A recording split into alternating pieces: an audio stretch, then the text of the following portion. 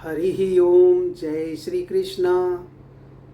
मैं श्रीमद् भगवत गीता का दूसरा अध्याय श्लोक 49वां से आगे का पठन करने जा रहा हूँ।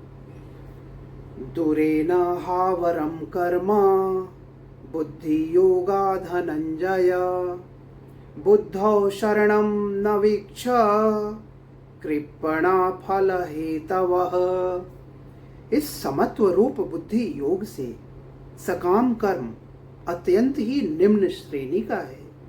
इसलिए हे धनंजय, तू समबुद्धि में ही रक्षा का उपाय ढूंढ, अर्थात बुद्धि योग का ही आश्रय ग्रहण कर, क्योंकि फल के हेतु बनने वाले अत्यंत दीन हैं।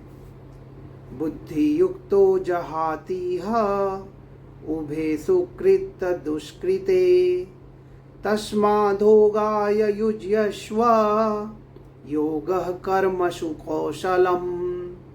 समबुद्धि युक्त पुरुष पुण्य और पाप दोनों को इसी लोक में त्याग देता है, अर्थात उनसे मुक्त हो जाता है। इससे तू समत्व रूप योग में लग जा। यह समत्व रूप योग ही कर्मों में कुशलता है, अर्थात कर्म बंधन से छूटने का उपाय है।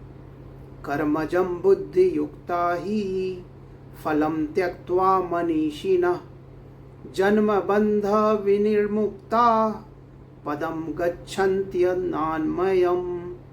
क्योंकि सम बुद्धि से युक्त ज्ञानी जन कर्मों से उत्पन्न होने वाले फल को त्याग कर जन्म रूप बंधन से मुक्त हो निर्विकार परम पद को प्राप्त हो जाते हैं।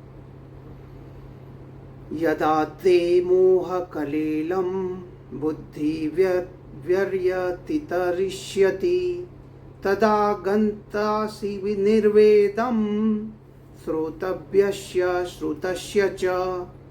जिस काल में तेरी बुद्धि मोहरूप दलदल को भली भांति पार कर लेगी, उस समय तू सुने हुए और सुनने में आने वाले इस लोक और परलोक संबंधी सभी भोगों से वैराग्य को प्राप्त हो जाएगा। श्रुति विप्र प्रतिपन्ना ते यदास्य स्थास्यति निश्चला समाधावचला बुद्धि तदा योगमवाप्स्यसि। भांति भांति के वचनों को सुनने से विचलित हुई तेरी बुद्धि जब परमात्मा में अचल और स्थिर ठहर जाएगी, तब तू योग को प्राप्त हो जाएगा, अर्थात तेरा परमात्मा से नित्य संयोग हो जाएगा। अर्जुन उवाच स्थित प्रज्ञस्य का भाषा समाधिस्थस्य केशव स्थितधि किम प्रभाषेत किमासित व्रजेत किम। अर्जुन बोले, हे केशव, समाधि में स्थित परमात्मा को प्राप्त हुए स्थिर बुद्धि पुरुष का क्या लक्षण है? वह स्थिर बुद्धि पुरुष कैसे बोलता है, कैसे बैठता है और कैसे चलता है? हरि ही ओम। जय श्री कृष्णा।